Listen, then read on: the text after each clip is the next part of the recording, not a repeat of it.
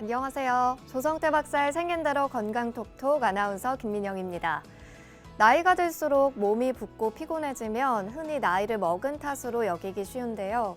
혹시 병이 생긴 건 아닌지 고민해 보신 분들도 계실 겁니다.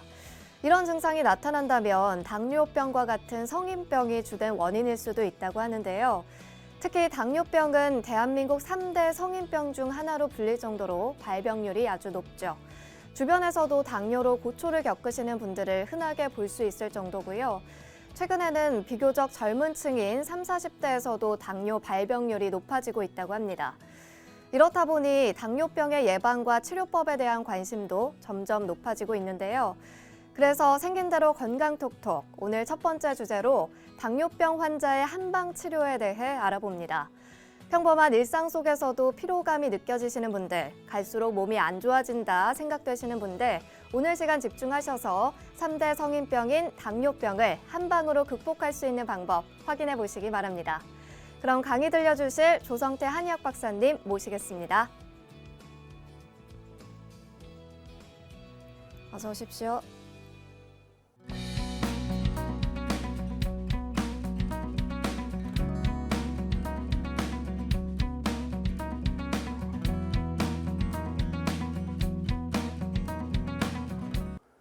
네, 오늘의 첫 번째 주제는 당뇨병을 한의학에서는 어떤 관점에서 도와주고 어떤 관점에서 치료를 하는지에 대한 얘기가 되겠습니다. 당뇨 환자들이 굉장히 많이 늘어나고 있습니다. 그것은 여러 가지 요인이 있을 수 있으나 가장 중요한 것은 생활이 바쁘다 보면 또는 생활을 이렇게 바쁘게 생활하면서 섭생을 잘 못 지키고 또 너무 편하게 이렇게 생활하면서 당뇨병 환자가 늘어나지 않나 이런 생각이 듭니다. 당뇨병 환자를 치료하는 방법은 여러 가지가 있습니다만 물론 가장 중요한 것은 혈당이 조절이 돼야 되겠죠. 혈당만 조절된다고 당뇨병이 치료된다고 생각을 하면은 좀 곤란합니다. 몸 상태가 전체적으로 좋아지면서 얼굴의 안색도 좋아지고 전신의 불편함이 없어지면서 혈당이 조절되어야 정말로 당뇨병에서 벗어나는 것입니다. 그러나 이 당뇨병을 생각할 때 우리가 나이를 무시할 수가 없습니다. 젊은 사람이 당뇨병이 왔을 때 어린아이들이 당뇨병이 왔을 때와 연세가 많은 분들이 노쇠현상과 함께 당뇨병이 왔을 때는 생각을 달리 해야 됩니다. 그러나 그런 경우에 무조건 혈당만 조절이 된다. 과연 그게 올바른 치료일까? 과연 그게 치료로서 정말 어느 정도 기여하고 있는지 생각을 한 번쯤 해야 됩니다. 어떤 병이든지 병이 올 때는 반드시 그 원인이 있습니다. 그 원인이 여러 각도에서 나타날 수가 있죠. 그래서 그 원인을 찾아서 그 흠을 보완해서 인체가 제대로 정상적으로 돌아가도록 정상적으로 운행되도록 해서 혈당이 안정되고 당뇨가 치료되는 것이 가장 좋은 방법이 되겠죠. 당뇨병 환자의 한의학적인 관점은 혈당은 조절이 되는데 안색은 점점 나빠지고 점점 병색이 짙다. 이러면 안 되겠죠. 그거는 혈당은 조절이 되는데 사람은 점점 죽음의 길로 가는 겁니다. 점점 병은 더 깊어지는 겁니다. 혈당은 비록 조절이 된다 그래도 그럴 때 왜 안색이 점점 나빠질까 하는 관점에서 도와줘서 안색이 좋게 돌아와야 진정으로 그러면서 혈당이 조절돼야 진정으로 당뇨병이 치료되는 것이고 당뇨에서 벗어날 수 있는 것입니다. 말하자면 인체가 정상적으로 운행돼서 자연스럽게 혈당이 조절되게 하는 것이 당뇨병에 대한 한의학적인 관점이고 치료 방법이라고 할 수가 있겠죠.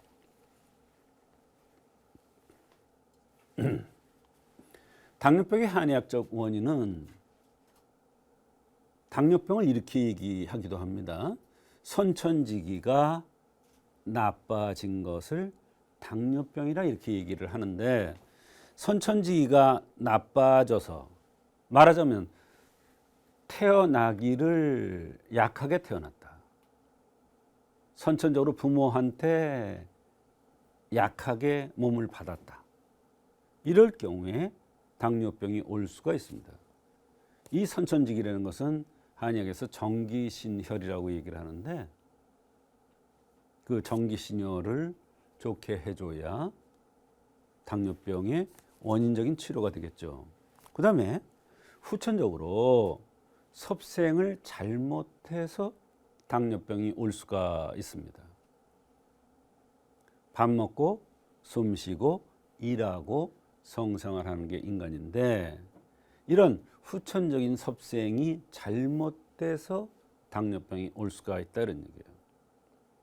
단 것만 먹어서 당뇨병이 오는 게 아니에요. 저녁을 너무 많이 들므로써 자꾸 살이 쪄요.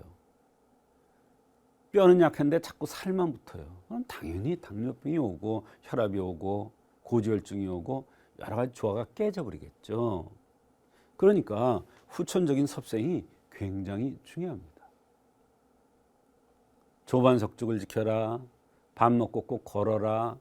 밥 먹고 걸으라는 얘기는 뭐냐면, 내가 먹은 것을 다 흡수해서 피가 되고 살이 되고 내 필요한 것이 돼서 내 몸에 제대로 가도록 해서 제대로 태워주는 거예요. 그래야 여러 가지 병이 안 오는 가운데 당뇨병도 생기지 않을 수밖에 없어요. 생길 수가 없어요. 근데 이 섭생을 안 지키면 바로 당뇨병이 생기는 겁니다. 혈당이 이상이 와서 당뇨병이 생기는 겁니다. 사람에 따라서, 환경에 따라서, 몸 상태에 따라서 일시적으로 혈당이 조절 안 돼서 혈당이 이상이 올 수도 있어요. 근데 그때 재수없이 검사를 했단 말이에요. 이상이 왔다고 계속 치료를 하면 안 되겠죠. 허로증에 의해서 모든 기능이 약해지면 당연히 혈당에 이상이 올 수밖에 없어요. 그러니까 허로증에 의해서 나이가 먹어서 모든 기능이 약해져 올 때는 몸을 그거에 맞게끔, 체질에 맞게끔 보강을 해줘야 돼요. 그래야 혈당이 안정될 수 있는 겁니다. 요즘 가장 많은 것 중에 하나가 스트레스에서 오는 겁니다. 스트레스가 만병의 근원이라고 합니다만, 스트레스가 당뇨를 가져올 수 있다는 것을 명심해야 됩니다. 스트레스 안 받으려면 내가 즐겁게 사는 방법도 있고 취미생활하는 방법도 있고 여러 가지 방법이 있겠죠. 이것이 바로 한의학적으로 볼 때 당뇨의 가장 큰 대표적인 원인. 이거 말고도 여러 가지가 있을 수 있어요. 그럼 한의학적으로 당뇨 환자를 도와주는, 치료해주는 방법은 어떤 방법이 있을까요? 바로 흠을 보완해 주는 겁니다. 제일 대표적인 게 방광이 누설되는 사람입니다. 콧구멍이 드러나 보여서 진액이 새 나가는 사람은 어려서부터 당뇨가 올 수가 있습니다. 그럴 때는 방광 기능을 좋게 해서 진액이 새는 것을 막아줘야 됩니다. 그 방법이 있어요. 한의학에서는 뭐 오룡산이라든지 가감팔미환이라든지 팔미환이라든지 이런 약으로서 흠을 보완해주면 혈당이 조절이 되는 거예요. 또 불편함을 없애주는 거예요. 내가 혈당이 조절이 됐는데 기운이 너무 없어. 아무것도 할 수가 없어. 다리가 뭐 쇠를 이렇게 찬 것 같이 너무 무거워. 허리가 아파. 머리가 아파. 어지러워. 그런 증상들이 없어져야, 그 그러면서 혈당이 조절되어야 흠을 보완해 주면서 말이에요. 그래야 진정으로 당뇨가 치료가 된 것입니다. 그리고 가장 중요한 것은 혈당을 조절이 됐는데 안색은 점점 나빠진다. 이거는 안 되는 거예요. 혈당이 조절되면서 안색도 좋아져야 그래야 진정으로 당뇨병이 치료가 되는 것입니다. 한의학적으로 흠을 보완해서 치료해주면 그렇게 될 수가 있습니다. 치료법으로는 침을 놓는 방법도 있고 뜸을 떠서 면역을 증강시키는 방법도 있고 한약을 투약하는 방법도 있습니다. 이와 같이 당뇨병 환자는 한의학적으로 그 흠을 발견해서 근본 원인을 찾아서 도와주면 얼마든지 당뇨병 환자가 한의학적으로 치료가 될 수가 있습니다.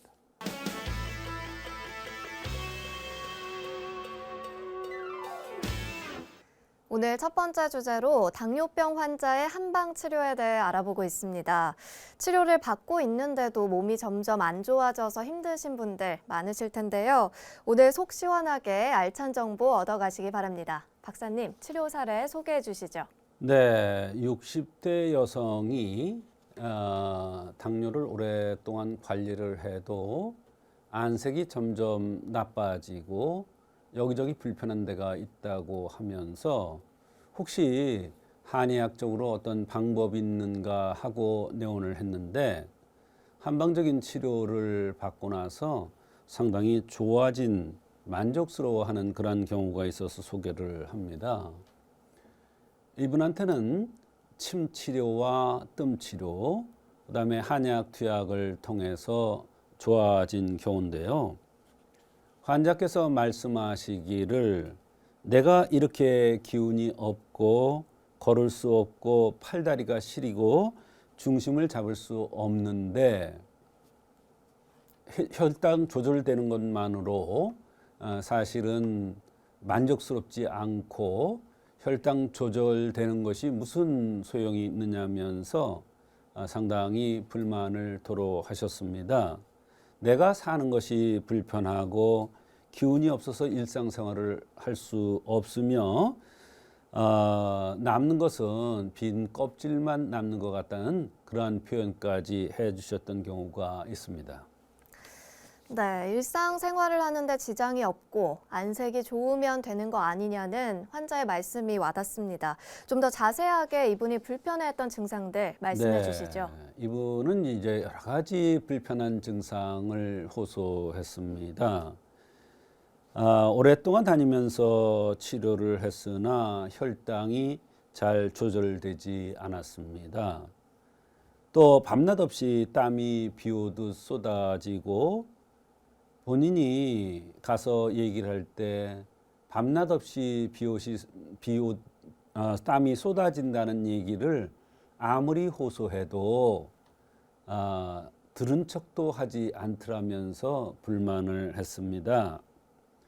오른쪽 팔이 너무 아프며 발목에서 종아리 사이가 잡아다니는 듯하고 억지로 걸으면 오금까지 당기는데 발이 무거워서 견딜 수 없고 걸으면 족쇄 재는 것 같은 족쇄가 이렇게 옥죄는 것 같은 이런 느낌이 든다고 했으며 중심까지 잘 잡히지 않고 흔들거리면서 또 치아 상태도 좋지 않아서 치아가 여러 개 흔들리고 기침 가래가 나오면서 항상 감기 기운 같은 것이 떠나가질 않는다고 했습니다.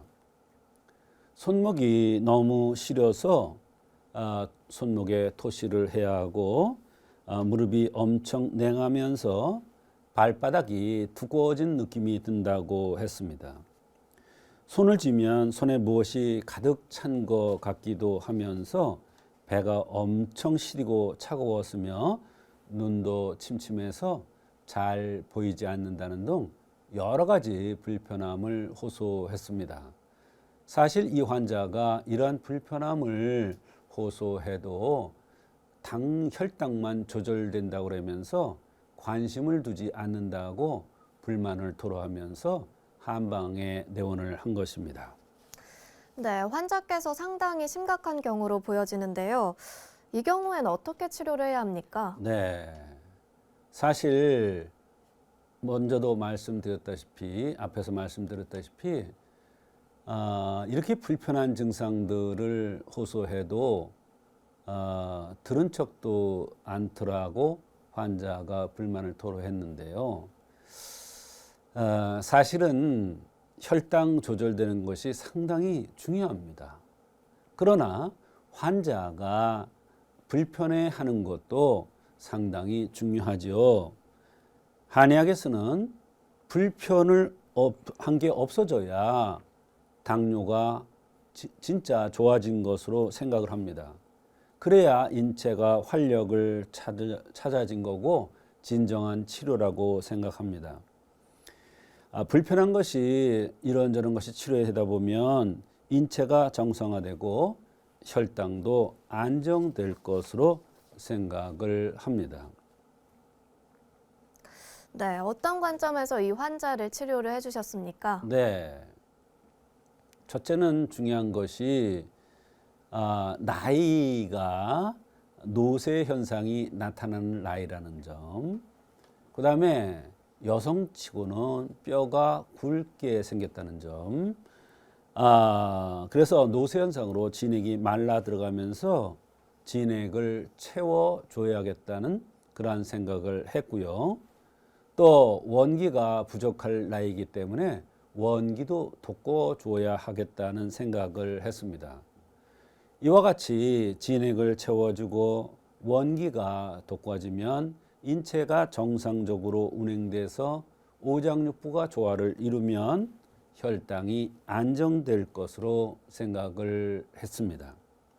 한의학에서 당뇨 치료는 그 사람 나름의 흠을 발견해서 흠을 보완해 준다고 하는데, 이분은 나이도 흠이 될 수 있고 뼈가 굵은 것도 흠이 될 수 있고 여러 가지 흠이 될 수가 있죠. 그런 흠을 보완해서 원기가 되살아나고 진액이 충만되어서 자신이 여러 가지 불편하던 것이 없어지면 바로 몸이 좋아지는 것입니다.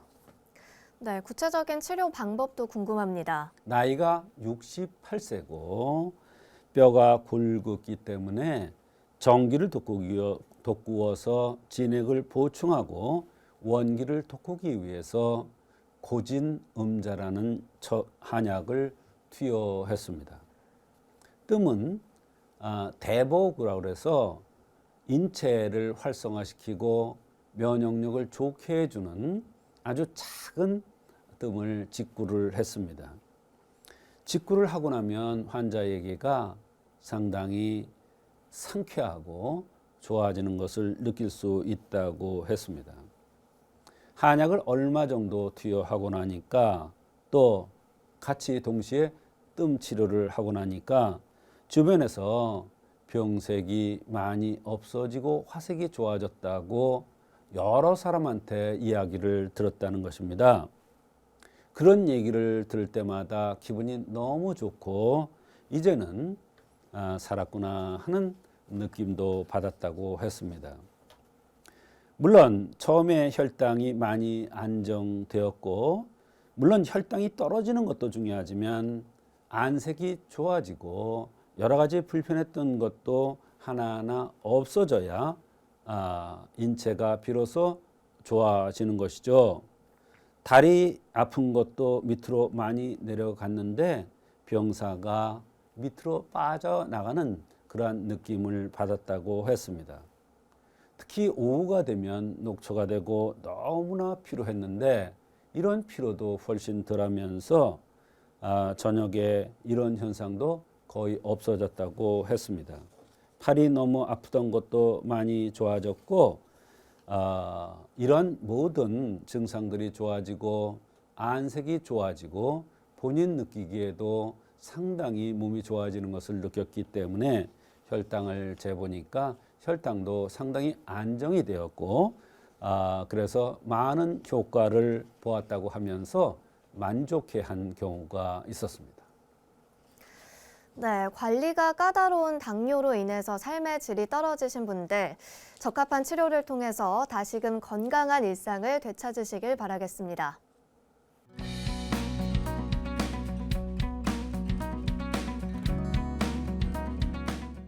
네, 오늘의 두 번째 주제는 재발성 구내염입니다. 입안이 허는데 아무리 치료해도 치료가 잘 되지 않는다. 뭐를 바르고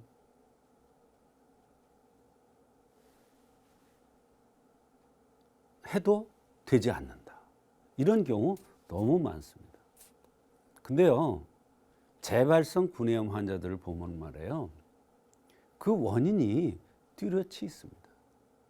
원인이 뚜렷이 있는데 그 원인을 찾지 못하면 자꾸 재발하기 때문에 재발성 구내염 환자들이 점점 늘어갑니다.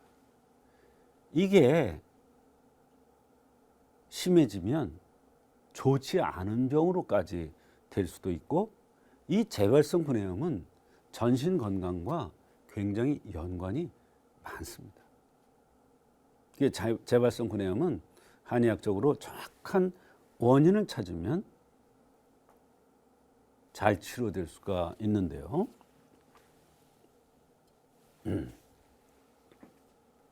입안의 염증이 자꾸 반복적으로 나는 것이죠. 예를 들어서요, 한 가지 예를 들어보면, 입에 구내염이 자꾸 생기는데 대변이 잘 안 나가요. 그러면 대변을 소통시켜주는 이러한 치료를 해줘야 입안의 염증이 치료가 됩니다. 말하자면 대소변 관계하고 구내염이 연관이 있는 거예요. 그것뿐만이 아니에요. 손발이 찬 사람은 손발을 따뜻하게 해서 순환을 잘 시켜주면 진액이 충만돼서 입안에 허는 게 없어져요. 그런데 구내염이란 말이에요. 염증에 뭐 발라주면 나을 것이다. 그 당시에는 조금 증상이 완화되나 근본적인 치료는 절대로 되지 않습니다. 그런데 이럴 때 그 원인을 정확하게 찾아내면 한의학적으로 재발성 구내염이 잘 치료될 수 있는데요. 첫째, 원기가 부족해서 재발성 구내염이 생기는 사람이 있어요. 어떤 사람이냐? 빼짝 마른 사람이에요. 코가 길고 얼굴이 허옇고 살결이 하얀데 늘씬하게 생겼는데 늘씬하다 못해서 좀 마른 형이에요. 그런데 코가 길어요. 그런 사람들은 원기가 부족돼서 구내염이 생기는데 이게 원기를 돋궈주면 낫지가 않아요. 그래서 그것을 재발성 구내염이라고 그래요. 그래서 재발성 구내염의 가장 큰 원인 중에 하나가 원기 부족이에요. 심심치 않게 있습니다. 특히 노동을 많이 하는 사람들 있죠. 그렇게 생겼는데 노동을 많이 해야 되는 환경에 처해 있다. 그러면 재발성 구내염이 생깁니다. 그래서 첫 번째 원인이 원기 부족입니다. 이번에는 음혈 부족이에요. 그러니까 원기죠. 이건 기인데 이거는 혈이 부족해서 오기도 해요. 음혈이 부족하다는 것은 엉덩이가 통통하게 이쁘게 생겼어요. 그러면서 입술이 도톰하게 생겼어요.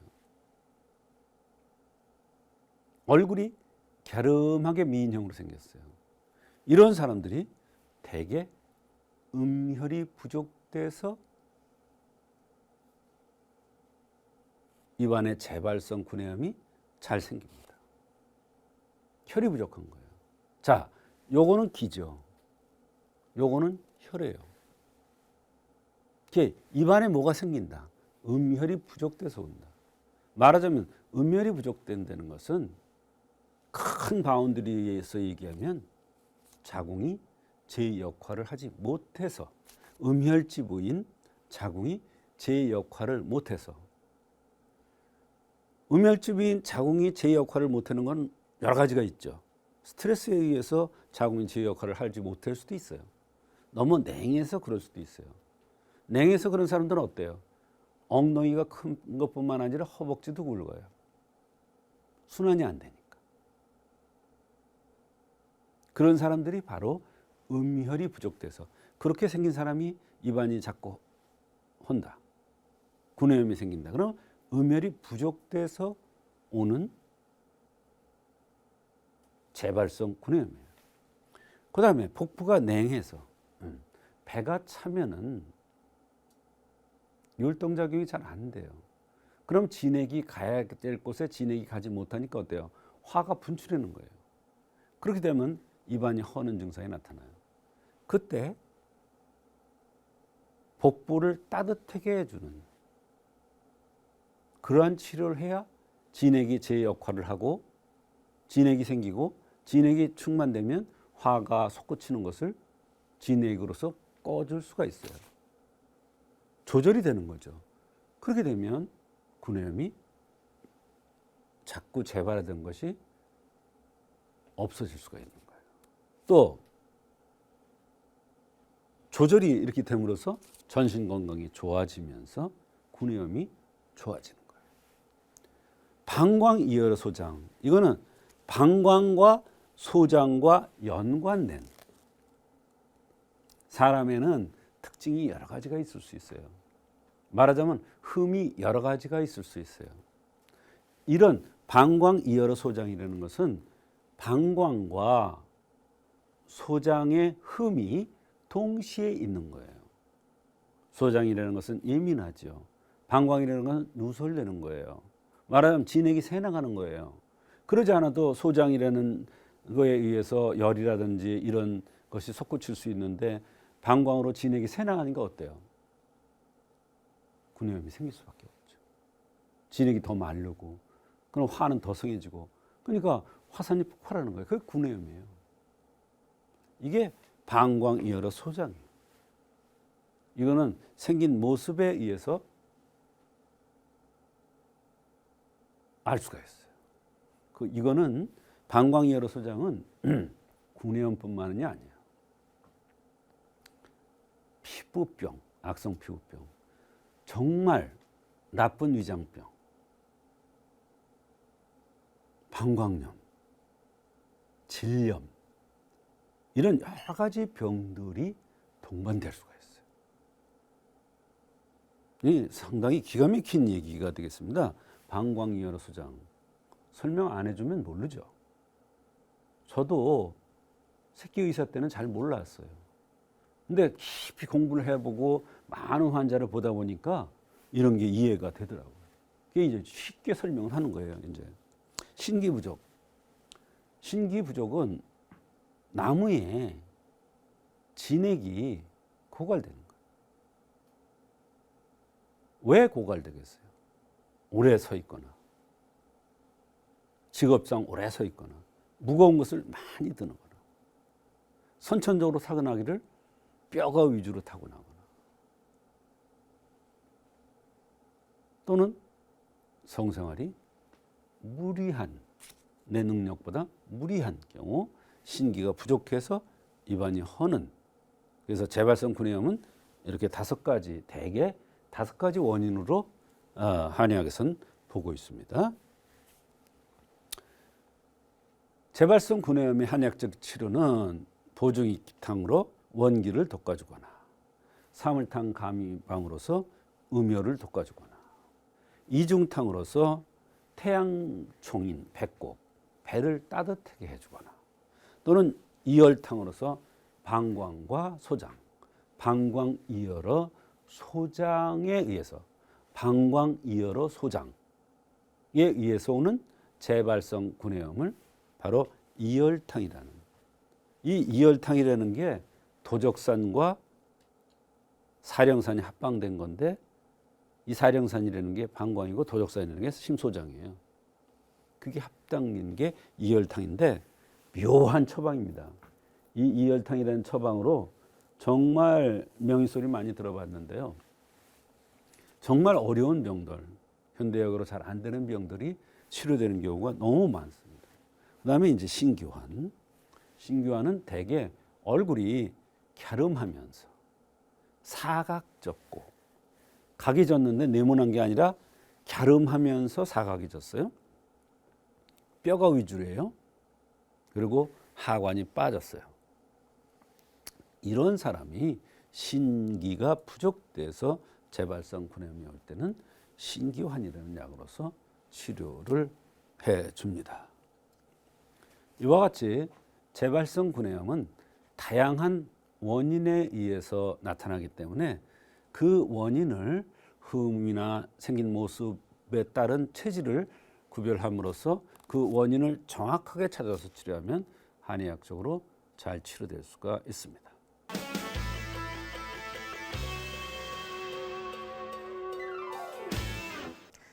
오늘 박사님의 두 번째 강의는 재발성 구내염이라는 주제로 함께했습니다. 환절기마다 발생하는 구내염 때문에 식사나 양치질을 제대로 못하시는 분들 많으시죠? 박사님, 재발성 구내염으로 한의원에 내원하신 분도 계신가요? 네, 재발성 구내염 환자들이 예상외로 많습니다. 오늘 소개해드릴 환자는 재발성 구내염을 오랫동안 앓던 30대 여성 이야기가 되겠습니다. 재발성 구내염뿐만 아니라 목구멍 안에까지 부은 듯 아파서 오랫동안 고생을 하고 있었습니다. 그런데 한약을 복용하고 한방 치료를 받고 나서 매우 만족스러워한 경우가 있어서 소개를 하는데요. 이 여성은 이 재발성 구내염을 치료하려고 여러 곳을 다니면서 고생을 했다고 했습니다. 네, 환자가 불편해했던 증상 자세히 설명 부탁드립니다. 어릴 때부터 입안에 아프타성 구내염이 생겼으면서 혀가 패이는 게 자주 생겼다고 했습니다. 입안에만 생기다가 그 뒤에 스트레스를 몹시 받고 나서 목까지 허는 같은 이러한 증상까지 생겼다고 했습니다. 어떻게 보면 병이 더 퍼져 나간 것이라고 할 수가 있습니다. 목이 자주 아프면서 생리 주기 때마다 생각하면 구내염도 생기고 목구멍에 통증도 불편함도 자꾸 생겼다고 했습니다. 사실 생리 때마다 생겼다는 게 굉장히 중요한데요. 생리 때마다 생겼다는 것은 이 목은 한의학에서 자궁과 연관됩니다. 입안도 음혈지부라고 그래서 자궁하고 연관된다는 것을 알 수가 있는데 이 여성이 생리 주기 때마다 이런 현상이 심하다는 것은 바로 이것을 얘기하고 있는 것입니다. 현재는 침 삼킬 때마다 입안보다 목구멍이 더 불편하다고 했습니다. 힘이 빠지고 생리전 증후군이 심했으며 평소 듣던 소염, 진통, 항생제를 먹었는데 이것을 먹고 나니까 목구멍은 조금 편안해지는 듯한데 입안이 말라서 너무 고통스럽다고 했습니다. 혓바늘 생기고 혀가 건조해지는 현상도 나타났다고 했습니다. 한약을 먹고 끊자마자 바로 또 목구멍의 통증과 구내염이 다시 재발을 한 것입니다. 따끔따끔하게 아프면서 어딜 가니까 큰 병원에 가서 베제트병 검사를 하라고까지 해서 너무 당황스러워서 한방 치료를 받기 위해서 내원을 한 것입니다. 네, 계속 재발하니까 무척 힘들었을 것 같습니다. 그 밖에 다른 증상은 좀 어떤가요? 네, 이분은 이런 증상뿐만 아니라 역류성 식도염으로 아침에 일어날 때 가슴이 아프고 목에 이물감이 침 생길 때마다 느껴져서 불편하다고 했습니다. 후추, 매운 것을 먹으면, 즉 자극성 있는 것을 먹으면 목이 싸하면서 견딜 수 없이 고통스럽다고 했습니다. 어려서부터 피부를 긁으면 일어나는 피부 묘기증도 있다고 했습니다. 사실 이 피부 묘기증도 같은 원인에서 오는 경우가 많습니다. 허리 디스크도 살짝 있고 찬바람을 싫어하면서 이분은 원래 성격이 긴장을 잘하고 무슨 일만 있으면 가슴이 두근거려서 불편하다는 이런 여러 가지 증상들을 호소했습니다. 네, 이렇게 여러 가지 증상들을 생긴 대로 병이 온다는 관점에서 박사님 어떻게 풀어가야 할까요? 네, 입안이 심하게 헐어서 인후통까지 생겼다고 했는데요. 한의학에서는 목에 이상이 나타나면 이것을 우선적으로 해결해 줘야 된다는 그러한 한의학적인 이론이 있는데요. 이것은 목은 형의 수이기 때문에 형의 수라는 것은 인체의 가장 으뜸이 되는 곳이라는 이야기가 되겠습니다. 목은 형의 수이기 때문에 목구멍이 아플 때는 그걸 우선적으로 보아서 치료를 해줘야 됩니다. 얼굴이 붉고 입술이 두툼하여 청화보흠탕이라는 약을 선방했습니다. 얼굴이 붉으니까 청화시켜야 되고 화를 맑게 해줘야 된다 이런 뜻이죠. 보음시켜서 화가 오르는 것을 꺼줘야 됩니다. 말하자면 물을 쳐서 불을 꺼주고 화를 직접 치료해주는 그러한 치료법을 한 건데요. 이 처방에 적합한 것이 바로 청화보음탕이 되겠습니다. 네, 이 청화보음탕을 투여한 결과도 들어볼게요. 네, 청화보음탕을 투여하니까 한 제 한 제 복용할 때마다 여러 가지 변화가 있었습니다.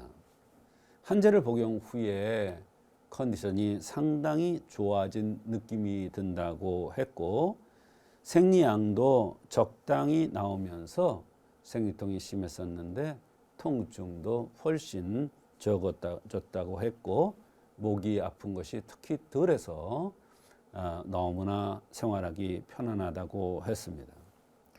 두 제를 복용한 후에는 혀 마르는 것이 더 좋아졌고 생선가시 걸린 듯한 느낌도 덜하다고 했고 세 제를 복용하고 나니까 궤양이 안 생겨서 살 것 같고 입마름이 거의 좋아졌으며 이런 현상은 가끔 나타나는 정도로 좋아졌고요. 다섯 제를 복용하고 나서는 모든 증상이 거의 없어졌으면서 그렇게 오랫동안 앓던 목의 통증과 입안이 허는 이러한 증상 또 생리 전후로 이러한 증상들이 나타났었는데 이러한 현상도 좋아졌다고 하면서 매우 만족스러워한 적이 있습니다. 이 시간 마무리해 보겠습니다. 박사님 고맙습니다. 조성태 박사의 생긴 대로 건강톡톡. 오늘은 당뇨병 환자의 한방치료, 재발성 구내염에 대해서 함께 알아봤습니다. 100세 건강을 위한 여러분의 확실한 선택, 생긴 대로 건강톡톡은 다음 주 더 건강한 이야기로 찾아뵙도록 하겠습니다. 함께해 주신 여러분 고맙습니다.